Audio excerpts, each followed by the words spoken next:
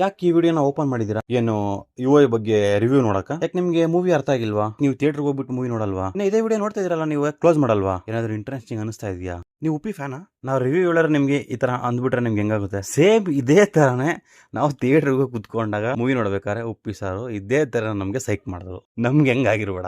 Movie ನೋಡಿರೋಗಾದ್ರೆ ಇದು ಅರ್ಥ ಆಗುತ್ತೆ. ಮೂವಿ ನೋಡ್ದಿರಾ ಇರೋರ್ಗೆ ಇದು ಸ್ವಲ್ಪ ಬೇಜಾರಾಗ್ಬೋದು. ಬಟ್ ಇದೇನಾಗಿದೆ ಇದೇ ತರ ಅಪ್ಪನಂಗೆ ಥಿಯೇಟ್ರಲ್ಲಿ ಇರುತ್ತೆ. ಏನು ಗುರು ಮೂವಿ ಇದು ನೆಕ್ಸ್ಟ್ ಲೆವೆಲ್ ಗುರು. 6:30 ಬೆಳಗಿನ ಜಾವ ಮಾರ್ನಿಂಗ್ ಶೋಗೆ ಹೋಗಿದ್ದು ಗುರು. ನಾವು ತಲೆ ಕೆಟ್ಟೋಗ್ಬಿಡ್ತು ಗುರು. ನಮ್ಗೆ ತಲೆಯಲ್ಲಿ ಹುಳ ಹುಳ ಹೋಯ್ತಾ ಒಂದು ಗೊತ್ತಾಗಿಲ್ಲ. ನೋಡಿದ್ದು ಒಂದು ಸಲ, ಇನ್ನೊಂದು ಬೇರೆ ಬುಕ್ ಮಾಡಿದ್ದೀನಿ. ಸಂಜೆ ಬೇರೆ ಹೋಗ್ತಾ ಇದ್ದೀನಿ ನಾನು. ಏನು ಗುರು ಮೂವಿ, ಅಪ್ಪ ಅಪ್ಪ ಅಪ್ಪ ಅಪ್ಪ. ಅವರು ಹಳೆ ಮೂವಿಯಲ್ಲಿರೋ ಸ್ಕ್ರೀನ್ ಪ್ಲೇಗಳನ್ನ, ಅಲ್ಲಿ ಆಟ ಆಡಿರುವಂತಹ ಚಿಕ್ಕ ಚಿಕ್ಕ ಎಲಿಮೆಂಟ್ಗಳನ್ನೆಲ್ಲ ಇದಕ್ಕೆ ಆ್ಯಡ್ ಮಾಡಿದ್ದಾರೆ.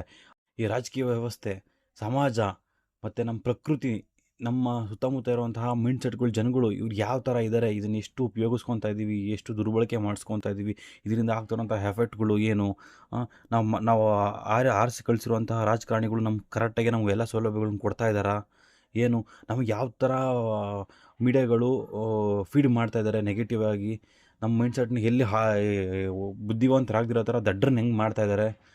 ಅಧಿಕಾರ ಇರೋರು ಶ್ರೀಮಂತರಾಗೇ ಇದ್ದಾರೆ ಹೊರತು ಬಡವರಾಗೇ ಇದ್ದಾರೆ.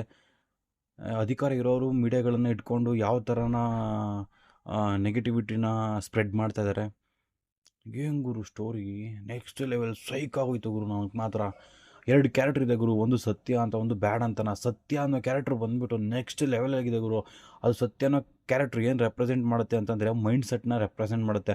ನಮ್ಮ ಒಳಗಡೆ ಇರುವಂತಹ ಅರಿಷಡ್ ವರ್ಗಗಳು ನಾವು ಹೆಂಗೆ ಹಿಡಿದಿಟ್ಕೊಳಕ್ಕಾಗ್ದಿರ ನಾವು ಅದಕ್ಕೆ ಸುತ್ತಾಡ್ಕೊಂಡು ಅದಲ್ಲೇ ಗರ ತಿರುಗ್ತಾ ಇರ್ತೀವಿ.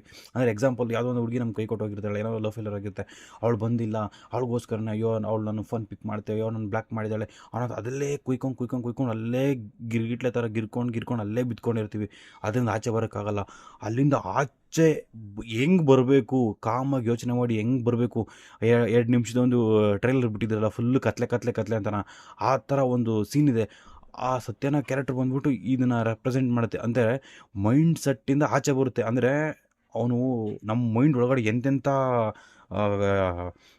ಅಂದರೆ ನಮ್ಮದು negativity mind, positive mind change ಬದಲಾಗಬೇಡ, ಹೆಂಗೆ ಇರೋ ಅಂತ ಹೆಂಗೆ ಹೇಳುತ್ತೆ ಅನ್ನೋದನ್ನು ಒಂದೊಂದೇ ಟಾಸ್ಕ್ ಥರ ಕೊಟ್ಬಿಟ್ಟು ಅವನು ಸತ್ಯನ ಕ್ಯಾರೆಕ್ಟ್ರು ಆ ಟಾಸ್ಕ್ನ ಕ್ಲಿಯರ್ ಮಾಡ್ಕೊಂಡು ಆಚೆ ಬರ್ತಾನೆ. ಅದು ಆಚೆ ಹೇಗೆ ಬರ್ತಾನೆ ಅಂತಂದರೆ, ಅದು ಒಂದು ಮೈಂಡ್ ಥರ ಇರುತ್ತೆ, ಒಂದು ಮನೆ. ಆ ಮೈಂಡಿಂದ ಆಚೆ ಬರ್ತಾನೆ ಅನ್ನೋ ಥರ ಒಂದು ತೋರಿಸ್ತಾನೆ. ಅಂದ್ರೆ ಮೆದ್ಲಿಂದ ಆಚೆ ಬರ್ತಾನೆ ಅನ್ನೋದೊಂದು ಸೀನ್ ಇದೆ. ನೆಕ್ಸ್ಟ್ ಲೆವೆಲ್ ಆಗಿದೆ. ಅದನ್ನು ಥಿಯೇಟ್ರಲ್ಲಿ ಫೀಲ್ ಮಾಡಿದ್ರೆ ಮಾತ್ರ ಮಜಾ ಸಿಗುತ್ತೆ.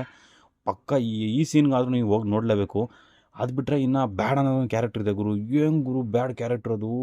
ಈ ಪೊಲಿಟಿಷಿಯನ್ಗಳು, ಮೀಡಿಯಾಗಳು, ರಾಜಕಾರಣಿಗಳು, ಈ ದುಡ್ಡಿರೋರು ಹೆಂಗೆ ಸಾಮಾನ್ಯ ಜನಗಳನ್ನ ಹೆಂಗೆ ಜಾತಿ ಧರ್ಮ ಹಂಗೆ ಹಿಂಗೆ ಅಂತೇಳಿ ತಲೆಗೆ ತುಂಬಿಟ್ಟು ಹೆಂಗೆ ಅಲ್ಲೇ ನೀವು ನನ್ನ ಮಕ್ಕಳು ಅಲ್ಲೇ ಬಿಸಾರಿ, ನಾವು ಮಾತ್ರ ಚೆನ್ನಾಗಿರಬೇಕು ಅನ್ನೋದನ್ನು ಕ್ಯಾರೆಕ್ಟ್ರು ತೋರಿಸಿದೆ ಗುರು. ನೆಕ್ಸ್ಟ್ ಲೆವೆಲಿಗೆ ತೋರಿಸಿದೆ ಗುರು.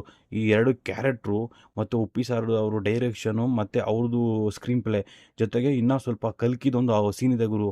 ಅದು ಇದಕ್ಕೂ 2ಕ್ಕೂ ಮಿಕ್ಸ್ ಮಾಡಿ ನಕ್ಕೂ ಹೊಡೆದವರೇ ಗುರು. Next level. ನನಗೆ ಮಾತ್ರ ತಲೆ ಗಿರ್ರಂದೋಯ್ತು. ಅಂದರೆ ಇಷ್ಟೇ ನನಗೆ ಅರ್ಥ ಆಗಿರೋದು. ಇನ್ನೊಂದ್ಸಲ ನೋಡಬೇಕು ಅಂತ ಅಂದ್ಕೊಂಡಿದ್ದೀನಿ. ಸಂಜೆ ಹೋಗ್ತೀನಿ, ಟಿಕೆಟ್ ಬುಕ್ ಮಾಡಿದ್ದೀನಿ. ನೋ ಕಾಮೆಂಟ್ಸ್ ಇಲ್ಲ ಸರ್, ಅಷ್ಟೇ.